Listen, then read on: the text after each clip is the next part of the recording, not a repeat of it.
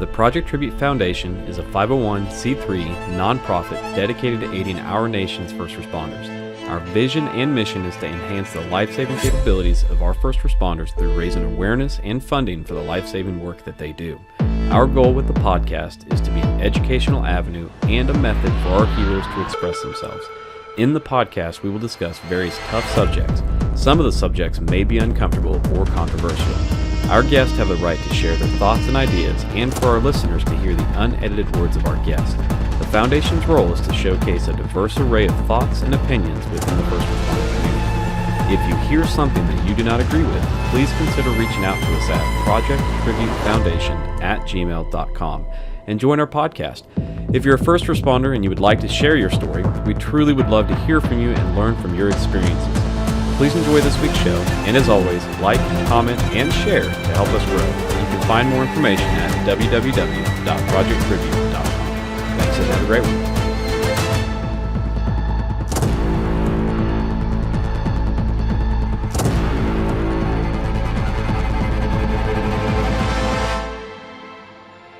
Okay, guys, so John Beckloff with the Project Tribute Foundation. We have another podcast for our weekly podcast. Again, they're going to air every Friday at 8 p.m. It's on YouTube, it's on Apple Podcast, on our website, all over the place. So we have some guests, and they actually happen to be coworkers and friends of Jared. So I'm going to let everyone introduce themselves, and then kind of Jared take it over after that. So Jared, start with yourself. Tell us about who you are. Like John said, my name is Jared Gorman. So these fine young men in front of you, I used to work with at Lawrence Fire and Medical. We'll get a little bit more into why I've asked them on here, but work history involves being firefighter. Started as a volunteer firefighter and EMT paramedic. My most recent, I would say, accomplishment, I just started working for a flight service, the flight paramedic. So going through training for that. So pretty excited about that, And then also Jared is the chair of our advisory board for the foundation. And what that does is it makes sure that we always have first responders telling us, yep, that's what you need to go fundraise for, or this specific item is, I had, somebody asked me about the fire nozzles, never touched one in my life. So then I can go, hey, Jared, tell me about fire nozzles. What's the right one to buy?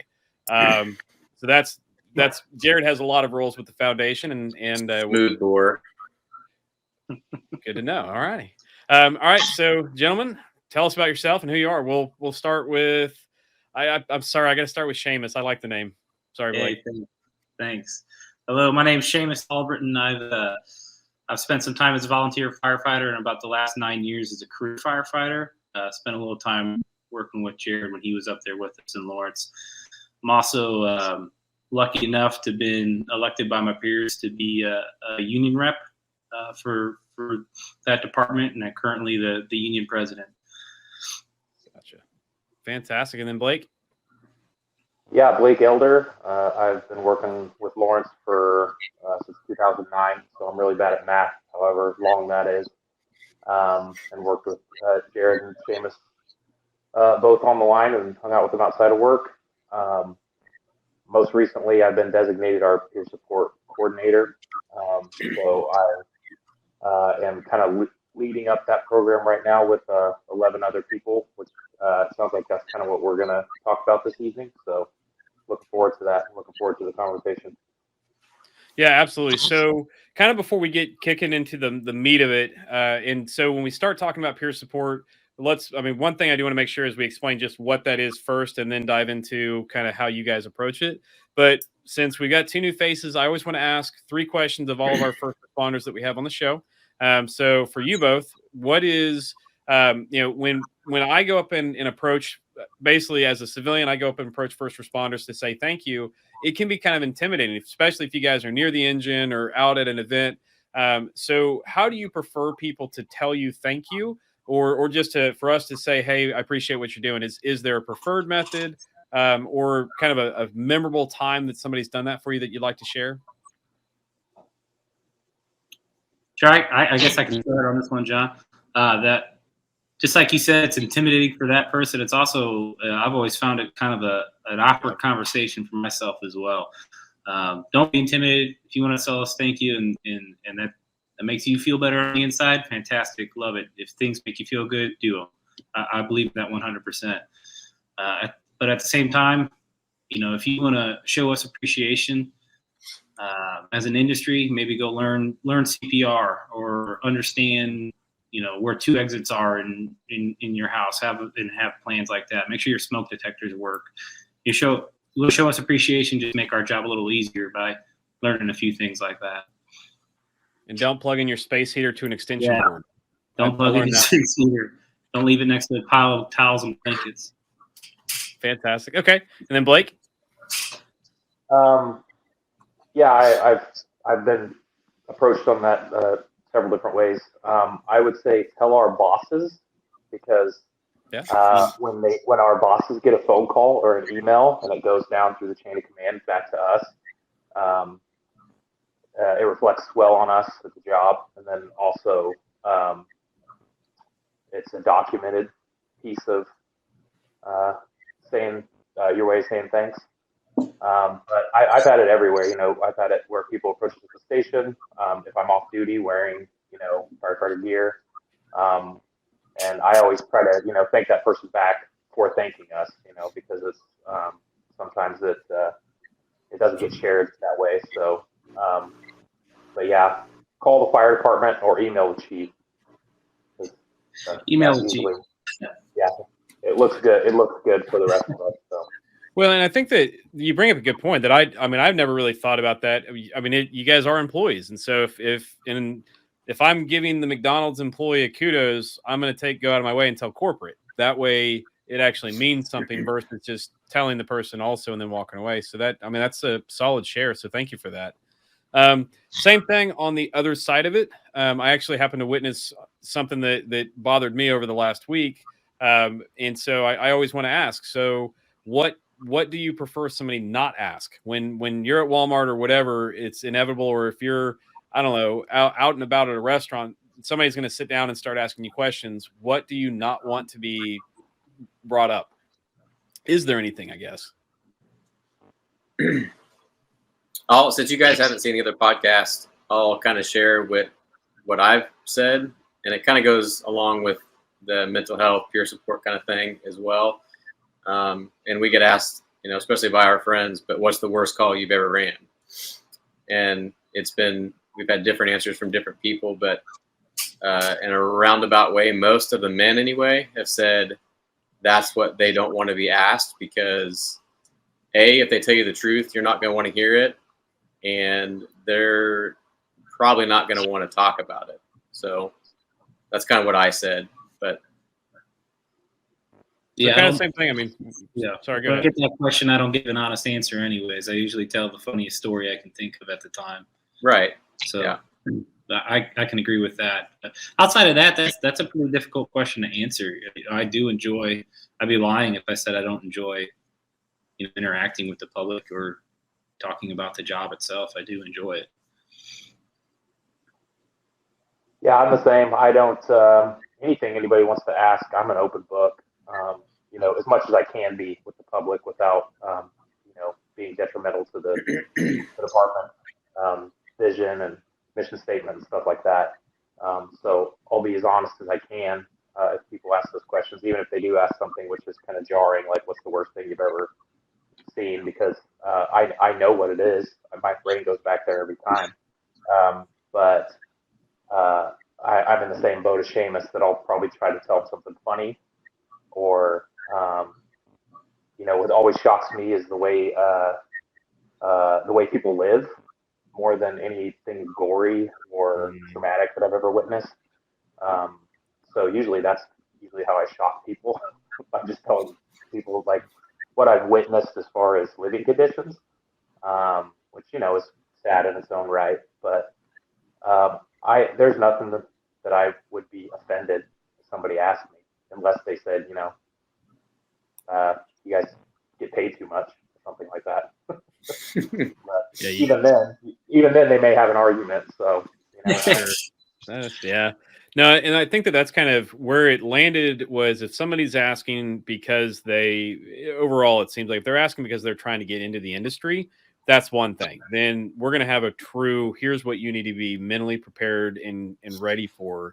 I happened to witness it the other day where a story came out and there was a first responder there and a group of folks and they all started, oh, tell me about it. And it was an incredibly traumatic event for that individual. And I have sat down and firsthand talked with that individual. So as they took the breath and actually started, they told the story, but the top level, I sent them a text just going, that was incredible that you were okay with sharing that. I'm proud of you. I'm sorry that happened to you.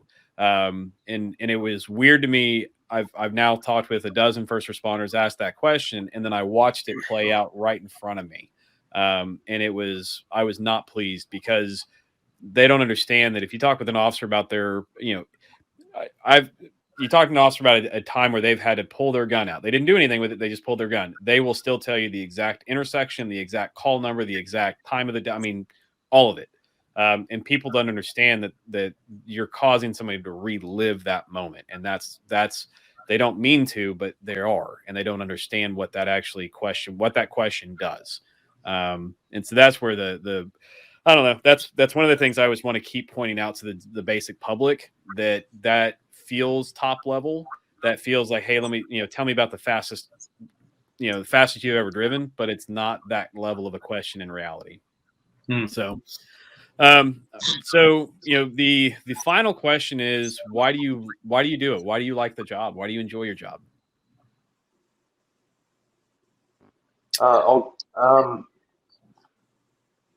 That's something that you kind of reflect on a lot, honestly, with your, own conversations you have in your head.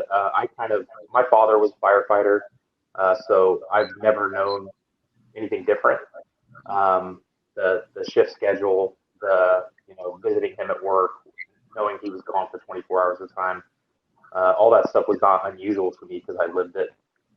It's different now that I have a wife and children, and they're kind of experiencing that same stuff. My wife obviously didn't grow up in that world.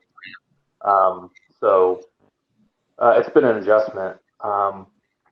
But so I guess you could say for me, it's kind of, it's a family trait. I followed in my father's footsteps for a couple of reasons. He was always very proud of what he did, and I wanted to have some pride in the things I did. And it was a really good career to him, so I got to be firsthand witness to that. So that's kind of why I did it initially, why I continue with it. Sometimes I ask those questions a lot when I'm up in the middle of the night running my fourth or fifth call with little sleep. But there is still a lot of gratifying elements to it that you may not get anywhere else. So for every 10 bad runs you have, you might have one good run that kind of keeps you going. So definitely, sifting through that to keep your head straight is important. So I don't really want to ask what a bad run is, but I do want to ask what's a good run. Is a good run, just emotionally like this was a kind person, or what is a good run? Yeah, just knowing that this person called in a time of need, and you were able to help them, give them the service that they needed in that time. And they give you a sincere thank you when you drop them off, that type of thing.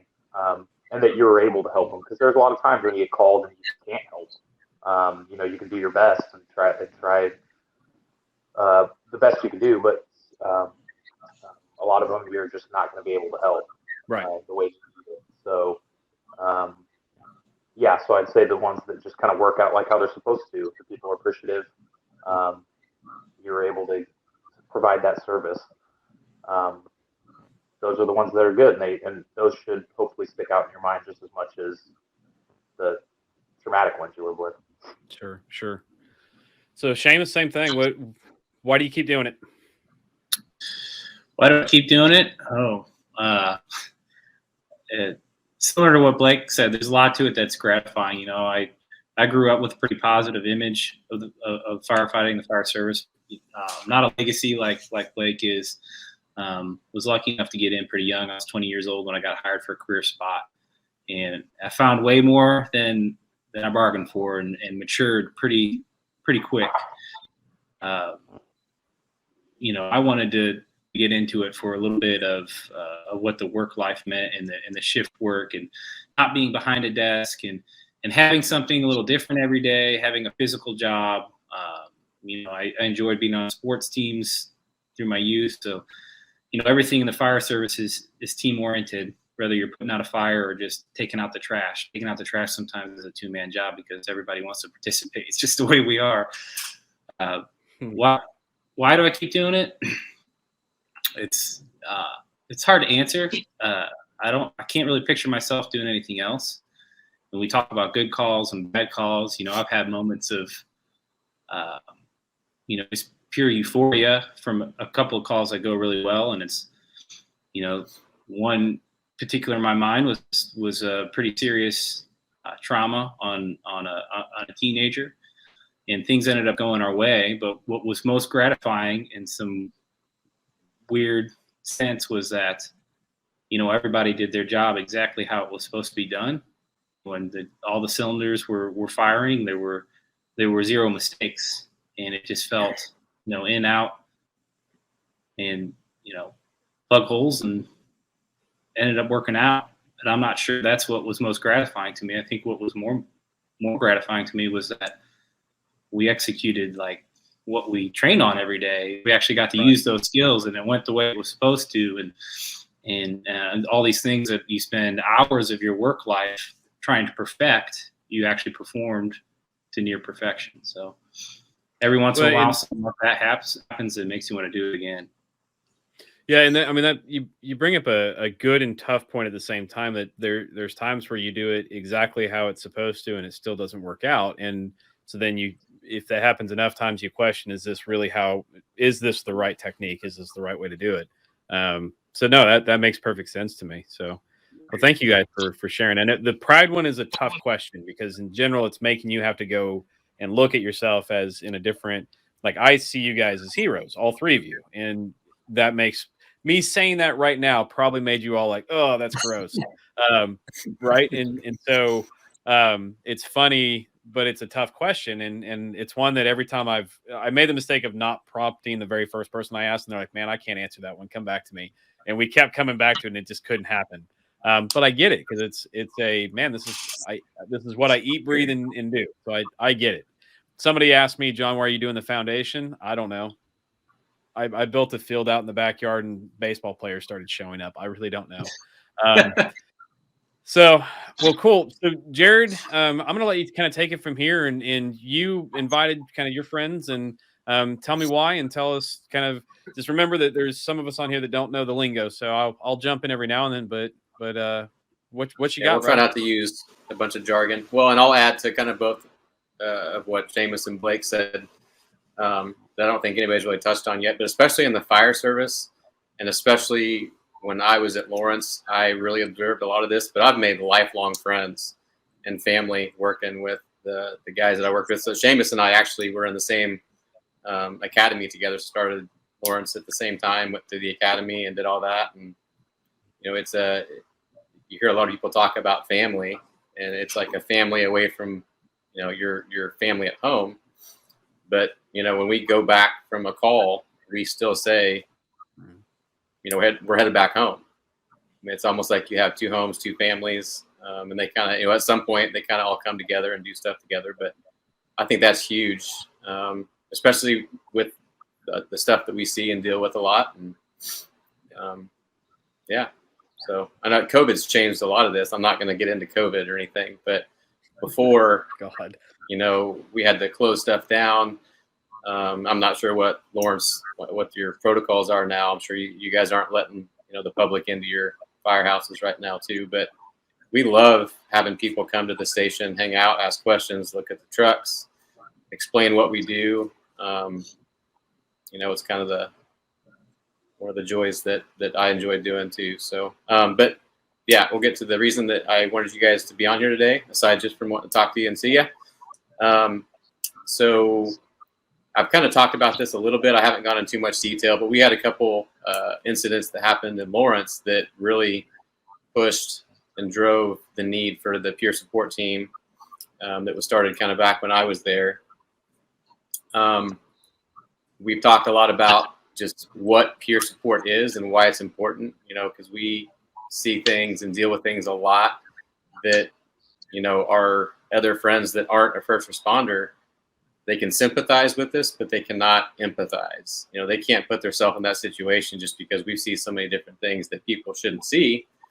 And so the peer support aspect comes into play because you're talking to people that have been there, have seen it, have dealt with it, and I think that's one of the most important things about what peer support stands for, is that you're relating and you're relatable to other guys and girls that do and see what we do. They're the ones sitting beside you in the ambulance, fire truck, police car, whatever. So I just kind of wanted you guys, you guys have both been very involved with it. I kind of wanted to get your thoughts on, good or bad.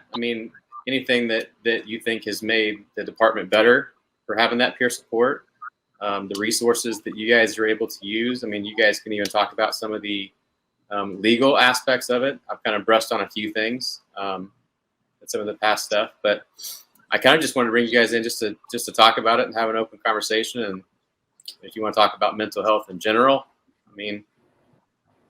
it's so everything's let's start with, I spoke with the chief, and so kind of our focus on the foundation is rural Oklahoma, or not just Oklahoma, but this year, so the small town volunteer fire departments, they don't have, the career firefighters other than leadership. So I asked one of, the chief that I spoke with and aired last Friday, are you familiar with peer support? And he said, no, what's that? So, okay, I'm chief. I'm saying, no, what's that? How would you tell me what it is?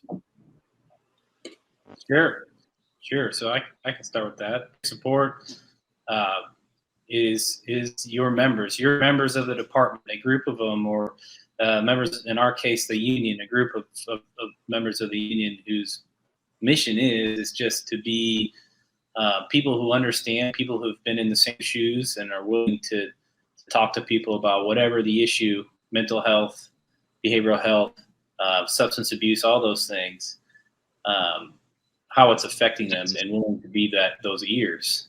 We don't try to be therapists. We're not doctors. We don't have degrees. But I am somebody who understands how shift work affects my marriage. I am somebody who understands that, I have 4 days off, and having that many days off in a row, it may get an alcohol craving that's hard to fight, right? Because I don't have to be at work at 8 in the morning. I don't have to be sober at 8 in the morning come tomorrow. So those kinds of things, right? We're not incredibly, we're not clinicians. We're not clinical, but we do go out and get a little education and try to be prepared for our friends. Yeah, it seems like, peer support sounds this major thing, but really it is just a specific way to talk, and that's it. It's more about building the environment to allow dialogue versus the dialogue itself. It's the what are all the barriers needed to break down for you to tell me you're struggling, or for me to see you're struggling and tell you you're struggling, is kind of what I've noticed. Is that fair? Yeah, I think that's accurate. When we first started putting things together, we were a little late to the game in Lawrence a couple of years ago when we started putting things together. Common phrase amongst the meetings were, the team isn't the goal, culture change is the goal here. We want to change the culture of the department where it's okay to go back to the kitchen table after a call and say, you know what, I'm still thinking about that one from yesterday. Or, man, now I'm thinking about my kid after that call, instead of just not saying anything to anybody, right? The goal is culture change, where instead of a stigma, it's accepted. It's accepted that this is part of the job. And for some of us, science says it's unavoidable. We're predispositioned to struggle with some of these things and helping to find solutions to those people. We believe that the best people to help firefighters is another firefighter. Yeah, completely agree. The way that I've kind of been saying it to people is it's giving formality to the informal. In the past, peer support probably existed, but it wasn't called peer support. It was called roundtable or coffee. You know, you just sit down with the people, and just like Seamus was saying, things would start to come out that maybe you weren't processing things very well, or you're feeling things that maybe you didn't know were normal, or how you should feel about these things. Peer support just gives a name to that, so that it's out there. It's people are aware of it, and those kitchen table talks can be held maybe in a meeting room, 24 to 48 hours after the incident occurs, and we make it a regular thing when we know that our members are involved in a traumatic or a difficult call, that they can expect. I don't have to pour my feelings out at the kitchen table because I know that there's going to be this formal thing that I can attend later. So that's kind of what I've seen it as, is just giving people this space where they know they're going to be able to discuss these things, so that it doesn't come out in an unhealthy way. Well, and it's my understanding that peer support is completely away from leadership within respect, as long as you're not at a detriment to yourself or others. Is that? Yes.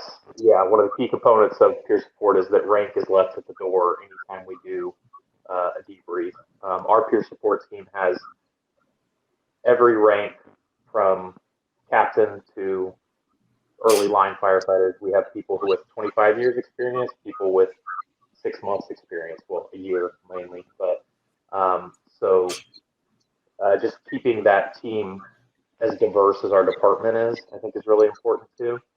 But yes, it's a place of judgment free, where I'm not going to be worried that my supervisor is going to think less of me if I might share some weakness or some vulnerability. That is a very important part of it. Yeah. So it definitely, I don't know. It's interesting when I talk with the leadership that in rural Oklahoma, it's going to be older gentlemen that have done their role for 18 to 20 years. And Jared and I have talked about this a couple of times too, that you all are really good about that switch of go mode, no go. I'm open, I'm closed. And it seems like peer support is a way to take that fucking switch and just throw it against the wall and say that doesn't exist today. We're what's on your heart. But I mean, I've heard that phrase so many times of, yeah, you just need to make sure that you flip that switch and turn it off for a bit, and just kind of hold it back until. So the problem is, hold it back until what happens. Yeah. Sometimes it's okay, and sometimes it's horrific and tragic. And so that's the one that. You're good. Go ahead. Well, one of the things we were talking through is the statistics. One, the self-inflicted statistics are not easy to track. So we found a website called Blue Help, and I want to connect with them. But just on their corrections officers, they lost more corrections officers self-reported to the single website to suicide than we lost in combat operations. I mean, that's crazy to me to think that is a not preventable per se, but it's definitely something that we could take a better action on. And then you start, like, as you go into police and fire, that number just explodes. And then because of COVID and less staff on hand, more calls per human being, this is going to get worse if we don't really destigmatize talking. That's what I see. I mean, have you guys seen? So you've implemented it in Lawrence. Did you see a benefit to it? I think so. I think I personally know that we've saved lives and careers as well with some of the things that we've done. So I think the average Lawrence firefighter, average union member would be surprised to know some of the things that the peer supporters know. So we have through the IAFF, which is our union, we have access to a full service rehab facility for PTSD, mental behavioral health, all those items. Since that's opened, we've sent a member there every year. And most people don't know that. And that's free of charge, right? When they go, it's all expenses are part of the IAF dues. No. However, so we've been able to work with our city to make sure that our insurance now covers that 100%. Okay, that's what it was. Got it. Mm-hmm. Yeah, so our insurance will cover that 100%. The only thing you got to come up with is a plane ticket. It's up on the East Coast. The IAFF is building more, but what the point I'm trying to make is that it's happening and it's going on quite often that somebody's in some serious distress. You know, I've been active on our peer support team since 2017, 2018, and I've probably been involved in 5 or 6 times where somebody was making some real statements about really going to hurt themselves or kill themselves, or actually were in the middle of doing that action when a peer, somebody else, a friend, a spouse stopped them. Most people in the fire department don't know that. Right. But that's the purpose of peer support as well, that it's confidential. I mean, yeah, that's the difficult part is that you can't brag. You know, there's a lot of programs in the fire department, public safety world, where if you're having success because we're a publicly funded organization, you want to brag about it. You need to brag and sell it to the people who are paying taxes. Hey, this is why we're doing it. This is what your tax money is going to, and that can be kind of the culture sometimes. But that's the exact opposite of peer support. You can't talk about it because it's 100% confidential. If you were to brag about it, you'd be failing the system. And no one's going to tell you or talk to you or talk to the peer support team if they know it's going to get out to everybody else. Yeah. So kind of, one of the things on in the pause, you had asked, how can you all support? And like we were talking about, that the rural departments, it's my understanding that they cannot join the IAF. Is that what do you have to do to be able to have your firefighters as part of the big union? Is it career firefighters only, volunteer departments? How does that work? Yeah, so the IAFF, the International Association of Firefighters, is actually a labor union. It's an international labor union. So there's all sorts of requirements. Just to be a part of it, you have to be a career paid firefighter. Now, as far as like recognition and stuff in the city, there's all sorts of politics involved in that. Labor unions are inherently political. I'm not sure on what the politics of rural Oklahoma are, but my guess is they're not 100% friendly to labor unions. So that might be a difficult path to choose. There's other organizations out there, I'm sure, that do all sorts of peer support training. What we actually do as a team, we don't actually use the IAFF for our main training. We use an organization out of Kansas City, which all peer support teams in the area kind of rely on, and they are run by a couple different people from different agencies. One of them being KBI, kind of keeps us a little organized. So there's all sorts of options out there, not just the IAFF. Well, and that's so with our focus being the very small town Oklahomas, and then that's 2022 is Oklahoma, but I mean, we're going to Georgia in just a couple of weeks. So right now we'll hit anybody in the nation, but my target is I want to get in front of every community, small community. And so they don't have that opportunity. So in Oklahoma, we do have a place called Grand Lake Mental Health, and they've really done pretty cool about, for example, the officers, like in Bartlesville and several of our counties have an iPad, and there's, I think it's a red button and a blue button. One button is if you're in front of somebody that's having a mental health crisis, the general civilian, but there's another one that's dedicated for a first responder needing to talk with a counselor on that iPad. And so that's a pretty cool resource, but on you all's end of how can you help is just, there's so many frauds out there for first responders or touting the thin blue line and thin red line just to make money. And so that's kind of where the podcast, there's nothing that we gain out of the podcast beyond just advocacy for you all. But it also allows that ability of you to sit in front of us You know Jared, but you don't know me. But by us having this intellectual conversation, you're able to go, no, this one's actually pretty legit. So on your end, you're going to have at trainings, you're going to come across small towns, and you're going to be like, hey, I know of a group. If you happen to be sitting next to somebody and they're like, oh, I'm from this tiny little town with a weird name in Oklahoma. Man, have you heard about this group? No. Let me tell you about them. And that's you go back to, you all are a very tight family. I would rather grow within your family than grow with people I don't know that no one knows us. So if you guys are advocating to your network, hey, this is real, that's going to be a much more genuine and strong partnership than me standing on a street corner with a sign saying, check this out. Hit or miss versus us sitting here. The other side of this is, we had the conversation a week ago with the chief that had no idea what peer support is. So then I bring you all, and you all are experts at peer support. I'm talking with a young lady next week. Actually, this Friday I'm talking with her, but it'll air a while from now. And same thing. She's a sergeant in the mental health department of Tulsa Police Department. So I hear there's a need. Jared shared with me there's a need. So then we start rounding up the resources.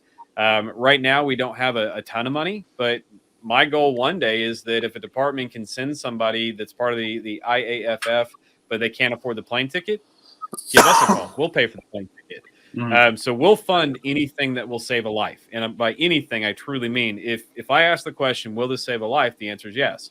Example, we're funding this podcast. The channel itself costs, I think, $30 a month, but it has the potential that another firefighter that's struggling may hear the encouragement of, it's okay to say, hey, I'm struggling.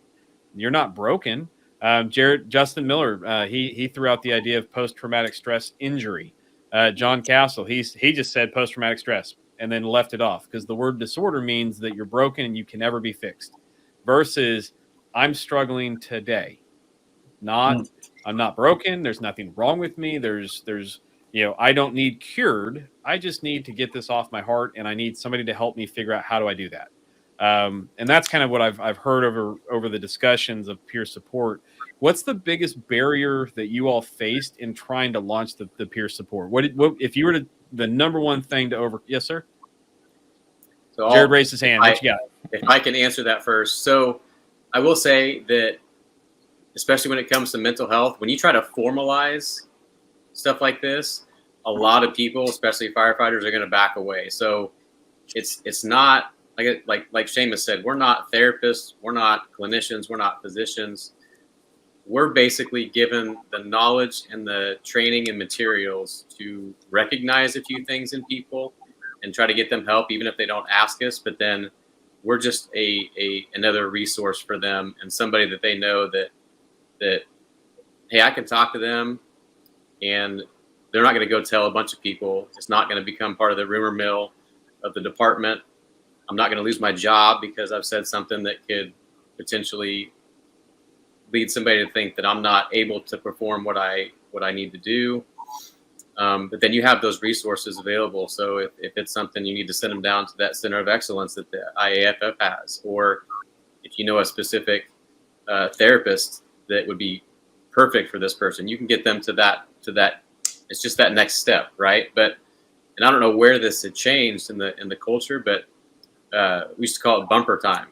When you go sit on the bumper of a fire truck, all the old guys, and they would sit and talk, and that was their peer support.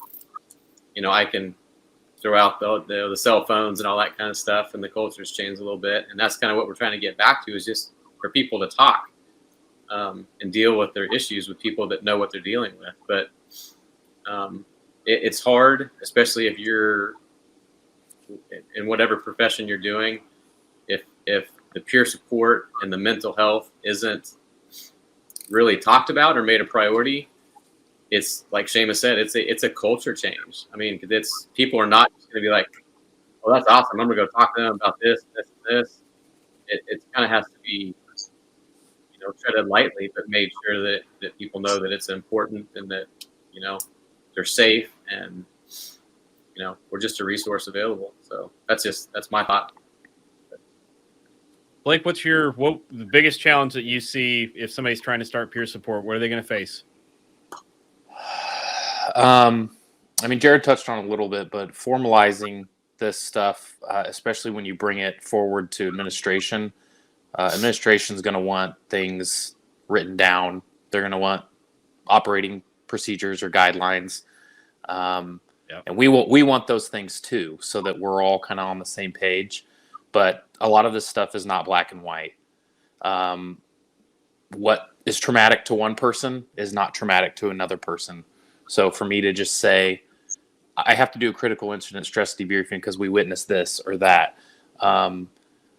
Somebody could be experiencing something traumatic wise that wouldn't affect somebody else. Say, I have a parent at home who's on hospice care dying of lung cancer, and we run a patient that's in a similar situation. That might affect me more than, say, Seamus, who's not going through something like that. So I would say probably, what's really difficult, especially when you're bringing this up to admin, who's generally older generation for the most part, they just have difficulty kind of understanding how these things are not going to be black and white. Like, yes, we want policies in place so that these things can be initiated when we need be, but sometimes they're going to be initiated just because someone wants them to be initiated, not because it falls in these categories of what a critical incident is listed here. So that's probably the biggest struggle I've seen so far.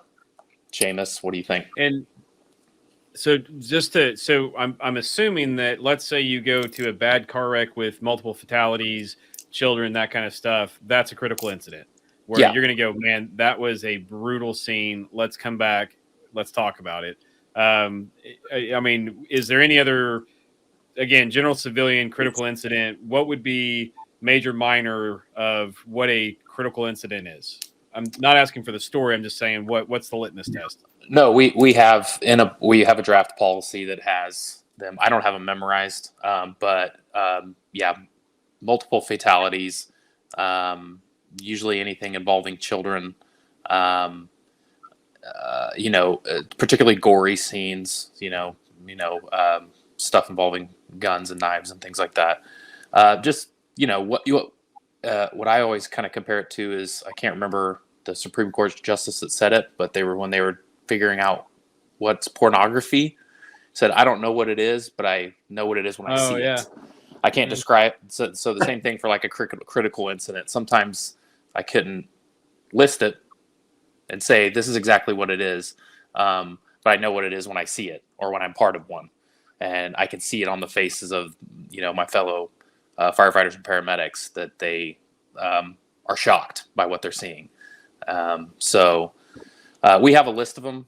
I don't have it sitting in front of me, so I couldn't quote. Sure. I couldn't quote them, but yeah, I mean, what you would think it is what we're putting in the policy. And so you've identified critical incident. You guys are going to come back, and as a group, you're going to say, guys, that was a tough call, and you'll go through some form of a discussion, is what I'm hearing. Is that? Initially. So like right after the call occurs, we would go through what they kind of refer to as a diffusing. And that would be, immediately after the call. So you arrive back to the station, get your apparatus back in order. And then we would kind of have a discussion about what we witnessed, just kind of the facts of the incident, and those immediate emotions or feelings you're dealing with right then and there. Depending on the severity of the call, we have had people be able to leave if they want to go home and process the incident. I like for that option to be available. Some people process these things better just getting back to the job. And, and like I said, trauma affects people differently. So not everybody's going to have the same experience. I want people to have the option is all, if that's an easier way to deal with it. And then usually 24 to 48 hours after the incident is when we do the the more formal incident stress debriefing, which, we just kind of have a little guideline that it's in a pocket-sized piece of paper that I keep with me in my wallet, and it just kind of outlines how we start and what we talk about through that. Basically just the facts of the incident. You go around to everybody's what their role was in the incident, their initial reactions, their initial emotions, how they've been dealing with their processing over that 24 to 48 hour period. If they've had any differences in their their patterns or routines or something like that, so that we could kind of start to point out signs and symptoms if they're maybe struggling with this more than other calls they've had in the past. And then it just kind of goes from there. The few that I've been involved in, you run the spectrum of what people want to talk about and don't want to talk about. I've had everything from people being very reserved, not wanting to share anything, to tears being shed, and them telling me afterwards, I didn't know that I needed this, but I needed it. So, and that's for me, if I'm inconveniencing somebody else in that debriefing for an hour and they don't want to be there, that's not who it's for. Like, I'm sorry that I inconvenienced you, but that person who comes up to me afterwards and is like, I needed that, that is far more important than the person that is like, I can't believe I wasted an hour doing this, or I could have been watching TV, or whatever else they wanted to do with their day. And that's also why we make it optional. If we do these debriefings, they're not mandatory. You don't have to attend if you don't want to. But I do tell everybody, even though it's not mandatory, the phone call that you get from me later is mandatory. Like, you're going to get a phone call from me, just checking in, making sure everything's all right. And you're probably going to be annoyed with me. But I'd much rather have you annoyed with me than going through something and not having anybody to talk to. So that's a lot on you. How do you debrief after the debrief? I mean, somebody unloads on you their deepest, darkest fear, whatever, however you want to call that. That still is emotional to you. How do you also keep yourself in check? That's a really good question, and I'm still trying to figure that out, because it is a lot of baggage and stuff to take on. Through the peer support training, you do learn a lot about handling mental health stuff, which is, and all of it seems very obvious. Just keeping routines, eating well, exercising, and getting good sleep. It all seems very obvious.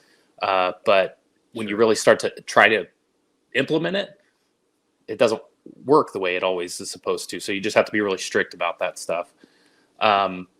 Peer support is not just for the members, it is for everybody, including peer support. You know what I mean? So Seamus is on the team. I'm on the team. If I'm struggling with something, I could reach out to Seamus in the same way that he could reach out to me within the peer support realm.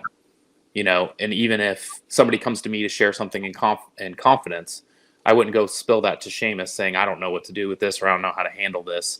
But I could say something like, somebody shared something with me that I'm just struggling with a bit. And has that happened to you in peer support? And what did you do? And you just kind of bounce ideas off of each other. So Seamus, same thing. I mean, what do you see as kind of the major barrier, or I mean, I just assume the very first time you guys say, let's talk about our feelings, the room is just crickets. Oh yeah, we got the bongo drums out. Started singing "Kumbaya." No, it Right. Jared was there, and I was there. We were lucky enough to kind of be a part of some of those initial conversations. And really, what you talked about earlier, like, there's just so much false prophets out there. What is the right direction here? How do we form this team, and what is even our first step forward with something that I found that we were struggling with as a team for probably almost the first year. And just by almost accident, we made contact with a physician up here. Her name's Dr. Prohaska. And I was able to make a connection with her talking to a police officer from the agency a county away, just by total chance. And that helped us get in touch with other peer support teams in the area, some of the curriculums that were being taught and locally being used. And that would kind of be my suggestion when we talk about rural Oklahoma departments that you're wanting to focus on. I would get them, make sure that, help them get in touch with the professional departments in town or in the state. Tulsa is a tremendously professional fire department in Oklahoma. That's where I'd start. Those guys are going to be happy to share what they know and share the pathway to success with anybody who wants to hear it. Well, and that's kind of what that, to me, as the Field of Dreams kind of moment is happening, that I talked with the Tulsa Women on Fire I don't even know how that one played out, to be honest with you. I think I on Instagram saw that they liked a Tulsa Fire Department thing. And so then I reached out to anybody with Tulsa Fire kind of listed. Mhm. And then it was, hey, can you help me connect dots? And they're like, yeah, and I really want to talk about mental health. Great. So then now it's going to Chief Surratt and saying, hey, I got a contact over here. Let's get you guys together. Yep. And to me, the beauty of this is I'm not telling you pay me money. I'm not telling you really. I'm not saying shit. I'm saying, hey, talk. Yeah. And that's it. And So there's no that's- stake deal. That's the game that is played to this day up here in Lawrence, in the county next to us and the county above us and below us. We're all one giant web.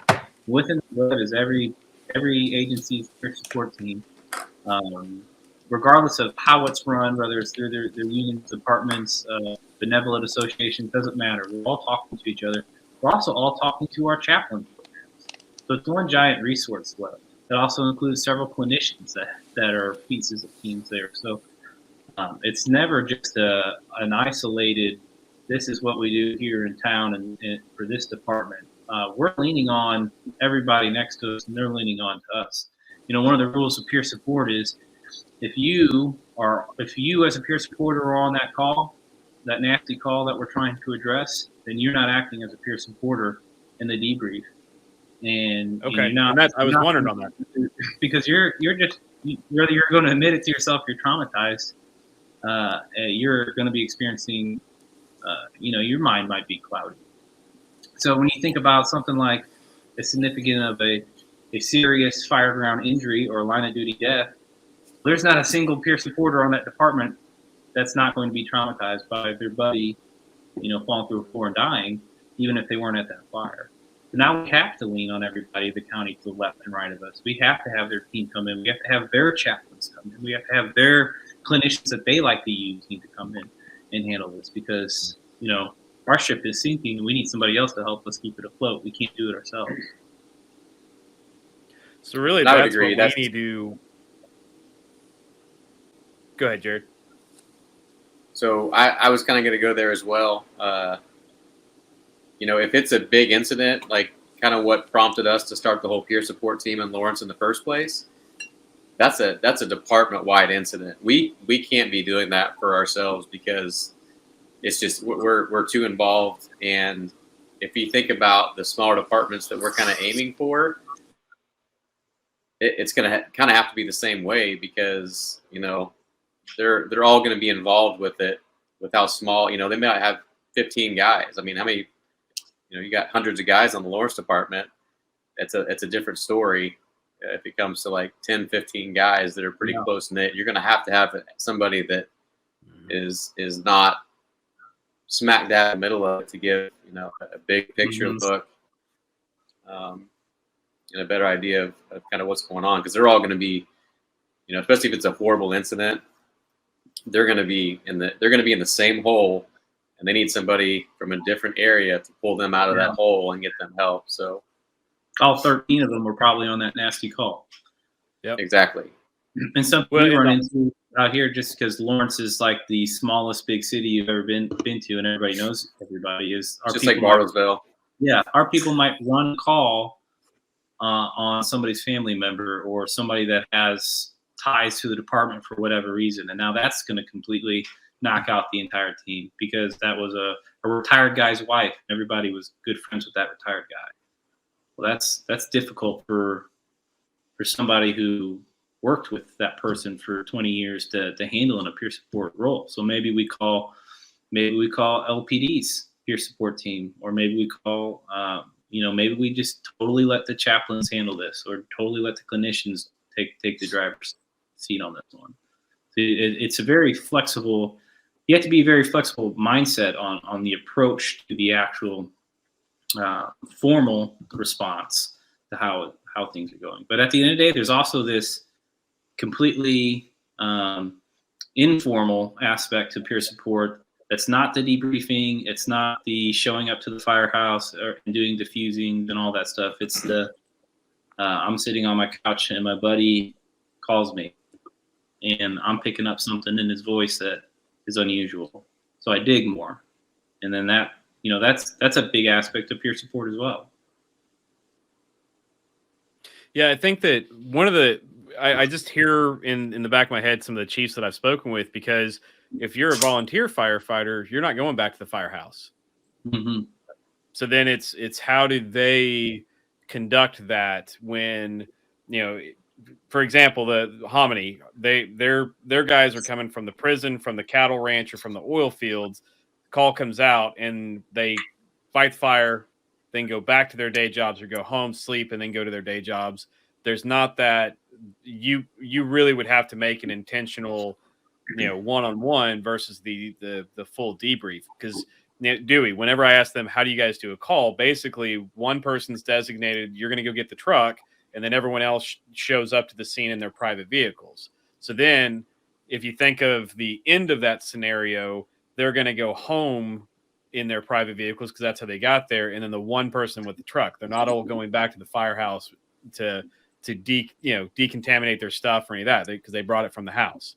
So that's where I see the danger in the smaller departments, is the lack of that moment.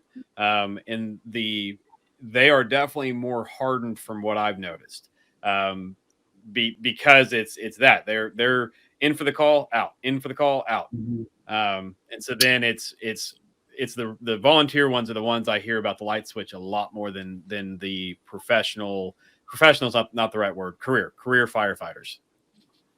Well, you talked about this the other day, but I don't remember what department you were talking about, but it was a volunteer department, and they're very selective with the people that they bring into their department, because it's a small group of people. They're going to be working in sometimes very hazardous situations. They've got to be able to trust that person in front of them, behind them, that's driving the truck, that's pumping their water while they're inside of a fully involved structure or whatever.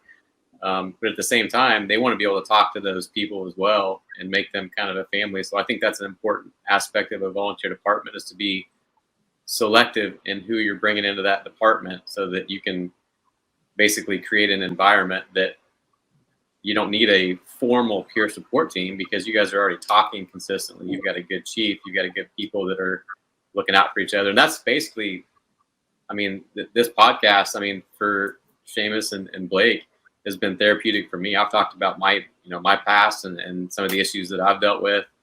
So this is, peer support for me, and we bring on first responders and let them talk, and hopefully it's therapeutic for other people as well. But, it doesn't always have to be that formal,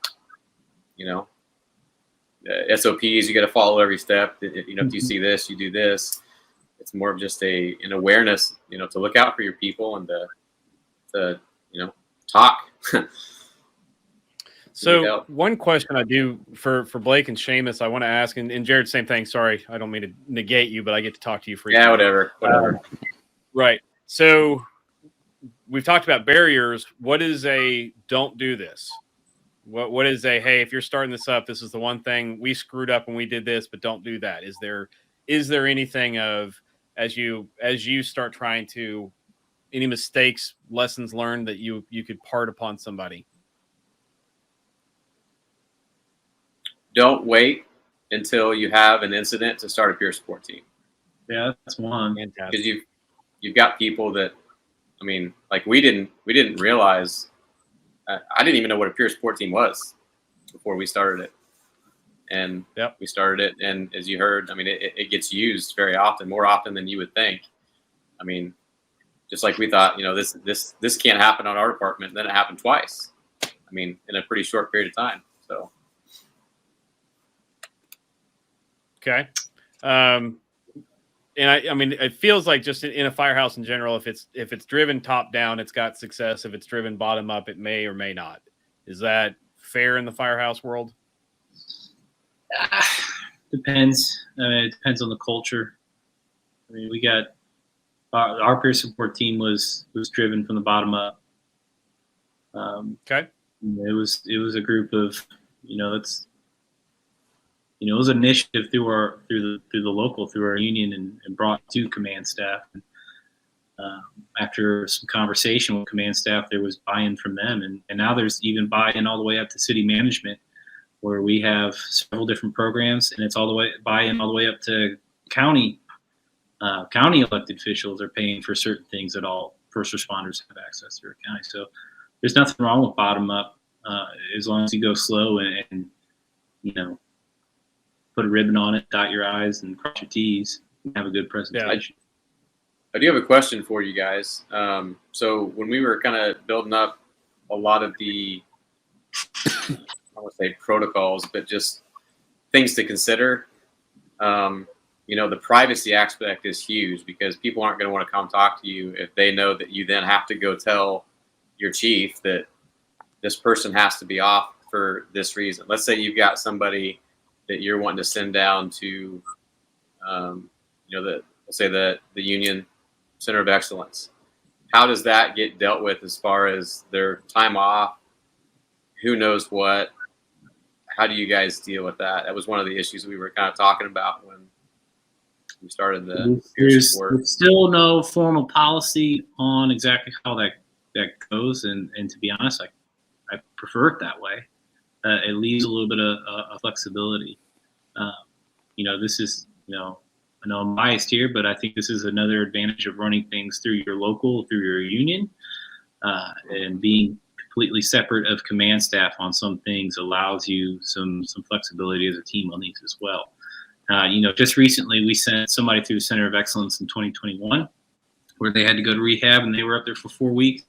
And it was kind of a situation where like, bud, you got to go right now. And you call the center and they're on a plane the next day. And, they don't have their phone up there and they don't really have any way to communicate. So it was a phone call from me to the chief of our department that just said, hey, this guy's not going to be at work. It's an FMLA event. When I know more, I'm going to tell you. I also can't tell you everything I know. And, our chief at the time was accepting of that. He said, okay, we'll put him on sick leave until we know more. And when they found out more, there was some more paperwork to do, but in my mind, that's a success story. And that's a story of department leadership at least buying into the fact that sometimes not knowing is the best thing, and just making sure that person is taken care of first and then figuring out if there's other actions that need to be done. We do it then, sure, and not now. I think it's probably awesome that they know they're taking care of their own guys too. From that chief level, anyway. That's it's a pretty cool deal. Yeah. Would you guys put your name on that the Center of Excellence? And I'm not asking for details, but overall, are you all? Yep, that's a service worth checking out if somebody has the capability to. If you're eligible to use it, I've heard nothing but good things. What makes it powerful? You have to be an IFF member, which means you're also a firefighter. So it's only for firefighters. It's put on by clinicians that are trained to deal with firefighters. So some of the feedback that I've received from our members who've gone there is, well, you're not in there with so-and-so who's dealing with just a breakup, right? I'm in there because I have a substance abuse problem because I'm using it to cope with the fact that I saw some kid die, right? Yeah. Or held him in my hand. It's hard for me to say something like that as a peer supporter, because I know trauma is trauma and it's completely subjective, and everybody that ends up in a program like that is in need of it. But sometimes, it's human to compare your experience to somebody else. So it's helpful when our people go up there, they know that everybody in there with them is firefighters and can relate to the story they're going to tell, the things that they're going to talk about. And they don't have to listen to something that they may, as a layperson, understand as less intense than what I've experienced. Right. Well, I think that so firefighters, police, military that's a lot of men in my family, and so I am tied to that. But it's also because of the foundation, I find myself much more protective of you all. And so I've had two different groups that have reached out to me of, hey, will you promote us on your website? And so the very first thing I responded to both of them on their fourth email now of, sure, let's have a call. I'm not going to blindly put your stuff out here without knowing two shits about you. Sorry. But if I've got you all saying, yep, we've used them and they're real, absolutely. If somebody, then I can go do my research and put it on the website as a resource. And I think that it's terrifying to me that I'm not in the mental health field. I happen to just I think how they found me is I did a hashtag peer support. And then all of a sudden I have these organizations like, hey, talk about us. And it's like, hey, I'm not sure you're real. And then they don't respond to the emails 4 different times. And it's like, yep, you're not real. But what if you were struggling and you did reach out to them in a moment of crisis, and now all of a sudden you don't have that help, and then you have whatever other problems they're going to cause you? That is terrifying to me. Mm-hmm. And so that's the one thing that I want to have, as by having the advisory board, is always having folks that are saying, nope, this is tried and true. This is a good resource, or this department has their shit together. Talk with Lawrence if you guys are going to start it. That's kind of, to me, the benefit of the podcast is to start building that network, but also allowing people to watch as the network's built. I mean, you could see us talk about mental health, and now we're talking about mental health, and now we're talking about mental health. I mean, so there's some exciting things on that. So we're hitting the hour. I want to make sure we get all the topics that you three want. Jared, is there anything else that you want to make sure that we got out of the podcast while we've got everyone here? I mean, not necessarily. I mean, I just kind of wanted, hopefully we can do this again with you guys, but I've had a lot of questions that have been answered. Just kind of wanted to see, you guys feel like everything is going the way that it should? There's stuff that you guys need? Is there stuff that you guys think better, worse? Any? I think it's been, as far as peer support goes, Seamus, touched on it earlier, that he knows of lives and careers that have been saved. I've had that personal experience as well, where I don't know that the person expressed to me that they felt like it saved their life, but I know people who are close with them came to me later and said, your interaction with that person saved their life. That to me makes all of this, like you talked about earlier. How do you do without stress? Well, I'll figure that out, I hope, and I'll figure it out with the help of the other members of the peer support team. But that moment right there made it worth all that, taking on that stress of that, knowing that it's there. I will say that this is new for me. You and Seamus have been doing a little bit longer. These programs are still so much in their infancy, and it just takes so much time to get over these barriers, and we're doing better, but we're still very low, where I would hope to see that this is very accepted and people are reaching out to this stuff on a regular basis, and people are participating in it and supporting it. We are light years ahead of where we were when I started, but there's still a lot of ground to be made, and all it's going to be is with buy-in. Today I went and talked to we have a recruit academy that started yesterday, and I went and talked to them about peer support today. So nice, literally, awesome. Literally the first things they're hearing about in the first 2 days are peer support, what it is, how they can find it. The last class I talked to them at the end of the class.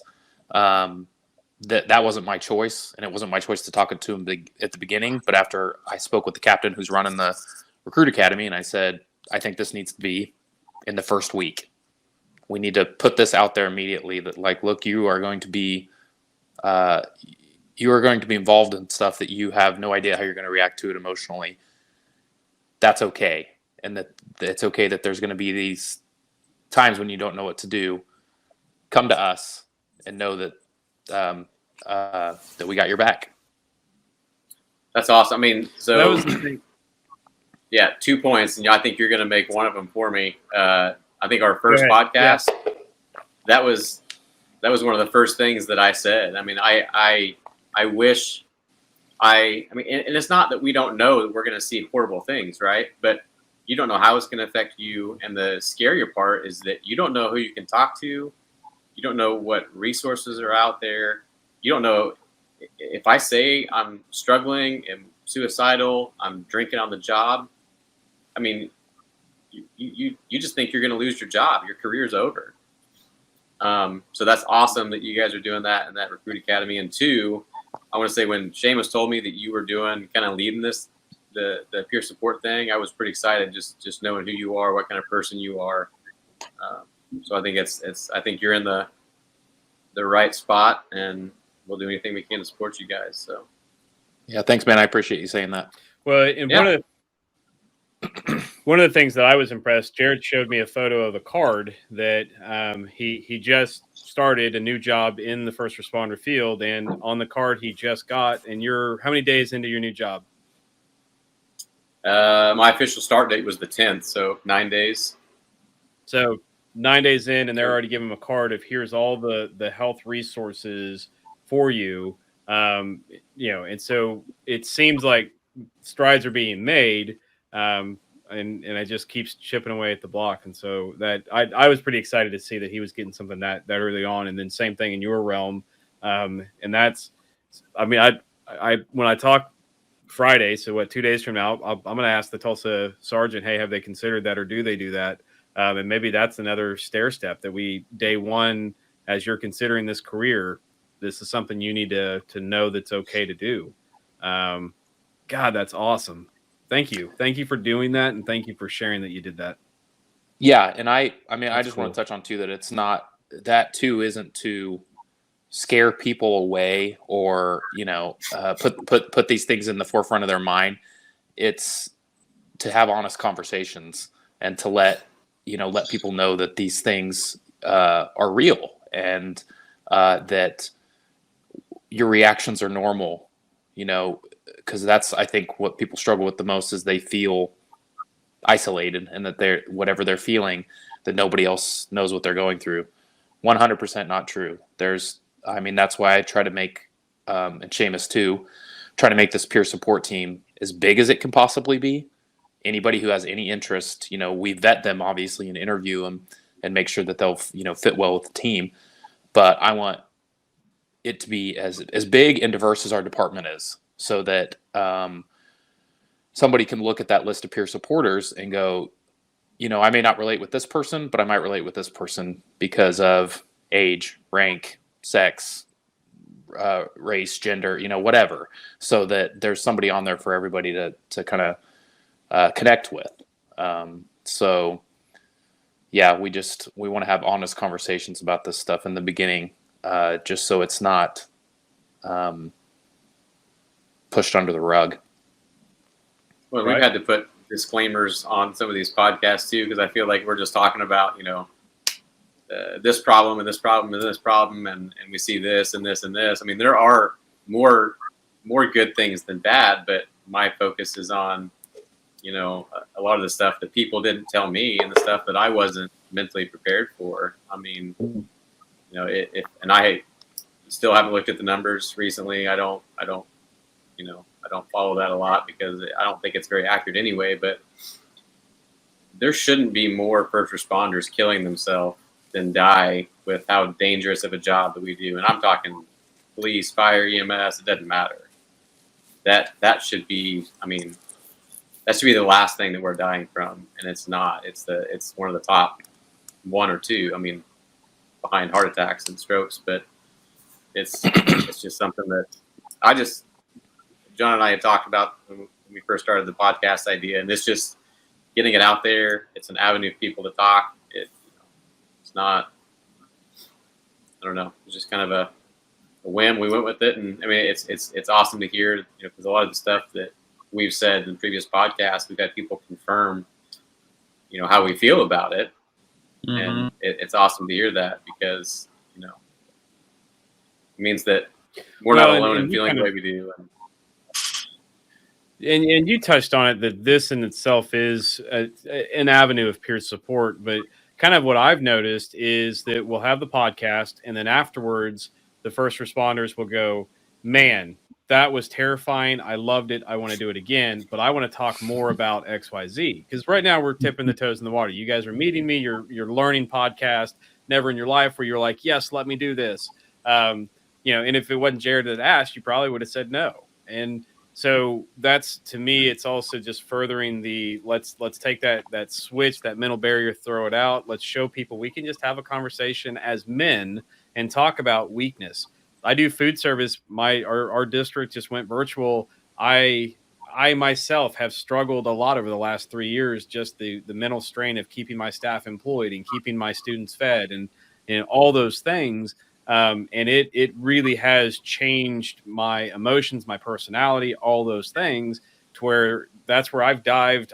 I worked on getting a master's. I needed something else to do. I'm working on the foundation. I needed something else to help me with just the overall stress. And I'm not dealing with life or death. And so if I'm feeling that, I can't imagine the world that you guys are in with all of the factors in a normal day, let alone COVID and hospital overcrowding and all the other, stuff that the next month is going to be incredibly tough. So I definitely, I want to make sure that you guys know it's an open invitation. If at any point you're like, hey, John, let's do a podcast, let's do it. Just reach out to me. We'll get it set up. It's pretty simple after you get through the first time. But the goal of this is to be an avenue for anyone to tell whatever story you all want to. I don't want the John show, but if you guys say an acronym, I want to be able to say, hey, hold on, what's that? I joke that I was part of the promotion review board for our local police department, and they kept saying door to door. And so you've got like two different chiefs, you've got multiple captains, and then like John Q civilian. And it's a file that, hey guys, what's door to door? And they're like, you're an idiot. I'm like, okay, well, what is it? Door to door. I'm like, well, shit, I didn't know. So Seamus, kind of final question on that note of me being an idiot. Is there anything else that you want to get out? Anything when Jared said, hey, let's do this, anything you want to make sure you talked about? Not particularly. I want to address something you said earlier there, John. When we use the word weakness. So while talking about weakness, big thing for me to get away from that word. We're not talking about weakness. We're talking about being human. It's biology. And one of the first things that I say when people come to us with whatever is, hey man, that's normal, right? They don't want to feel isolated. They're scared because they feel that they're the only ones that feel this way. In reality, it's not. It's biology. It's normal. I feel it sometimes. Blake feels it sometimes. Jared feels it sometimes. And you just told us, John, that you feel it sometimes too. So it's normal. It's not weakness. We're talking about being human. We're not talking about weak or talking about being strong. We're talking about being people, living life. So, no, solid point. Thank you for that. I mean, that's the stuff that we need to shift on as our male culture, as well as on the foundation side of it. These are the little things. For example, I don't ever want to say post-traumatic stress disorder for the rest of my life, because I agree. I mean, Justin made a solid point that you break your leg, you don't have a leg disorder. You broke your leg and it healed. I'm like, oh well, shit. Okay, that makes sense. And so, yeah, I appreciate you guys, Jared. We'll final thoughts, and then we'll do a wrap up unless you guys have anything else. You gonna ask Blake that question, or? I did ask Blake, didn't I? Oh, did you? Did I? Blake, is there anything else you want to get off? What was the question? No. I appreciate you having us on. It's nice to meet you. Seamus kind of approached me about this, and he just said he'd been having discussions with Jared about it. And like a lot of things that I've been approached about recently, including, I guess I'm going to be a part of a dance and a drag show that is raising charity money for our department or for our union. Wasn't expecting that. Okay. Yeah. Is that why the hair's so long, or? It was agreed to keep it for the show. Yeah. I'm not the one in drag, by the way. I'm just a dancer, a backup dancer. Yeah. So, Can you tell me who's in drag? Right. Tyler Tuckness, if you know who he is. He's our training lieutenant. So, yeah. Anyways, so like a couple things I've been approached to recently, and some of them regarding peer support, I initially go, absolutely. And then later, as I think about it, I go, now what is this? Why am I doing this? What did I agree to? Especially with this dance, but also with the podcast a little bit, just because I didn't know what I was getting myself into. I will say that it's been a treat, and it's been nice meeting you, and I really appreciate all the work you're doing, because that's awesome to hear somebody that is not directly involved in our world, but wanting to be a part of it and figuring out ways to help. So just want to thank you, because that's awesome. Yeah, thank you. So we are kind of unrelated. I'm looking for better content to put on the Facebook page. So if you get photos of a firefighter in drag, we can get that blasted on our 5,000. I'll get those photos. No, there will be documentation. Fantastic. I'm sure of it. Yeah, no, I appreciate all three of you.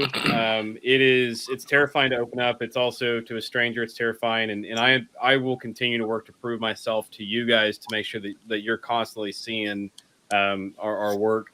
Kind of an exciting thing, and I do want to get your opinion on this, that tonight we just voted in. I was donated a office space. So tonight we're voting in, we approved 1,400 square feet. It's about 5 offices that becomes. So right now I'm in my current office running the foundation. So we did about $20,000 of shirt sales out of this room, and now we have an office being given to us for a year. And so that's exciting. And this is going to air after probably, I hope that I'm done painting. But one of the things that we're talking about is we have one of the rooms that an idea came up of making it a dedicated peer support space for our local first responders. That way, if they want a place just completely away from everywhere that is, safe and all that stuff, do you feel like that is useful, won't ever get used, a kind gesture, waste of space? I mean, what do you all think? If you all had somewhere, I mean, in our town, Project Tribute's pretty well known. I've done a lot of work for our local first responders, so my name is known here. But would that be a space you feel like could be beneficial, or do you feel like that's just that no one would really use it? I think so.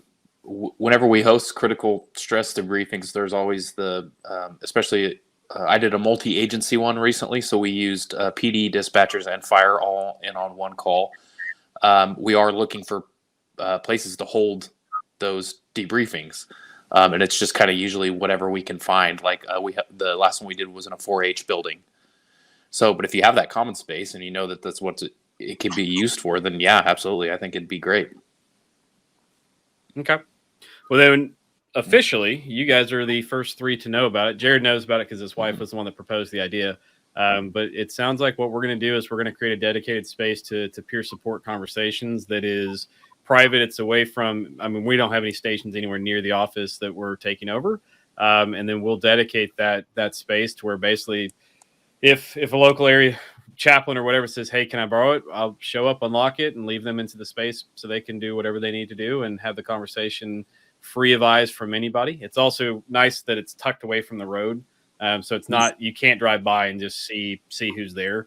And so officially I think that's what we're going to do with it then is make sure that we have a kind of a support space for our first responders in the area. And so if you're listening, lots of takeaways from this, but the biggest ones is, having struggles is not a weakness. Thank you for that. And then making sure that you guys are checking in on each other, having the conversations, and then our firefighters over in Lawrence, Kansas are absolutely ready to help guide you and support you and get you the resources. If you're hearing this and I don't know what to do or I don't know how to start, we can get you the contact information. You can also do it yourself if you want to negate us, perfectly fine. Or you can go to our website, projecttribute.com. But again, we will fund any resource needed. If we have the money for it, we'll fund it if there's any cost to starting up, especially if you're in a smaller department. It sounds like if you're unionized, the union can help you with that as well. If you're not connected or maybe you've been disconnected from the union, it's time to ask some extra questions and get your money worth out of your dues. Guys, final thoughts. We'll start with Blake and then Seamus and then Jared. What are your final thoughts on the topic of peer support? And then we'll wrap up. I think I kind of covered it in that last part, but yeah, I appreciate you reaching out to us and having us involved in this. I have yet to see any topic brought up on the department that gets as much support and people involved and passion as peer support so far. Like the people we have in our peer support group, all of this is voluntary. They're all doing it on their own time. Nobody's getting paid for it. And you don't find a lot of people willing to do that for other committees and stuff on the department, so this one is different for reasons that, we discussed all through this, the last hour. So I think we're definitely taking steps in the right direction, and doing this, getting it out there to everybody is definitely part of it. So thanks again. Thank you. Seamus? Sure. Again, I want to say thank you for having us, as well as being a part and starting this foundation. And like Blake said, trying to get into our world and find some solutions to the things that are hurting us. But my final thoughts on peer support would just be, take care of each other. And if there's something in the back of your head that says, hey, I should call so-and-so, call them. Check on them. Absolutely. Jared? Well, thank you guys for willing to take a chance and not knowing what you guys were getting yourself into. I appreciate everything you guys have shared. I appreciate all the hard work you guys are doing in Lawrence. If you think about it, our job is to help people, right? Why would we not want to help ourselves and each other? So it's not surprising that, we don't have to pay people or give them some sort of incentive to want to help their own people and prevent some of this stuff from going on. So, I think it's awesome. I appreciate everything you guys have done and are continuing to do. And I'll add, we don't mean to send everybody to you guys if they want to start a peer support team. So start with your bigger departments in your area. So like Seamus said, in Oklahoma, you've got Tulsa, Oklahoma City, Norman, all those big cities. They're probably going to have some of that peer support stuff set up because they've seen it. They've talked about it. It's at these conventions. And start there. If you guys can always ask questions and we can get you answers from people that we know. So start there and just ask those questions and stay safe. All righty, John? guys. So I'm going to do a real quick. Thanks. I'm going to do a real quick wrap up. And what will happen is I'm going to hit in broadcast. It'll keep us on this, but it'll stop the recording. And then we can just do any final wrap ups if you guys have questions or anything like that. Alrighty, so Project Tribute Foundation, you can find us at www.projecttribute.com. A big commitment that we will stand firm on is 100% of donations goes towards our first responders. Last year, we earned $14,000 in donations. We put $24,000 of life-saving gear back into the field, so over 100%, and that is our commitment. Our goal is $100,000 this year of donations and $100,000 into the field in any manner that will save a life. So be it gear for our firefighters, be it mental health resources, be it trainings, it doesn't matter. If it's going to save a life, that's what we're going to fund, but we need your help. Again, you can donate at projecttribute.com. You can check us out on Facebook, our YouTube channel, podcast. All of this is, everything we do is going to have the goal of saving lives, either be it that the lives of our first responders or aiding their ability to save the lives of their citizens that they're serving. Guys, thank you again. I really appreciate it. Stay safe, and then I'm just excited to continue this conversation and continue taking down the stigma around just talking and sharing thoughts and saying, hey, I had a tough day today. So thank you all for helping us further the goal of destigmatizing just talking about our feelings and asking for help. So I look forward to having you guys on future podcasts. I didn't know if appreciate it. I know that it's terrifying. So other than that, guys, I really appreciate you. Have a great evening, and thank you again. Thank you. Thanks, John. This podcast is hosted by the Project Tribute Foundation. We are a 501c3 nonprofit dedicated to aiding our first responders. Thank you for listening. For more information on our efforts, check us out at www.projecttribute.com. If you're a first responder that would like to share your story, contact us at projecttributefoundation@gmail.com. You can find us on various social media and podcast sites by searching the Project Tribute Foundation. 100% of donations are used to save lives, while our retail store pays for any of our operational costs. Thank you again, and please be sure to like us, follow us, and share our foundation with your friends. Thank you and have a great day.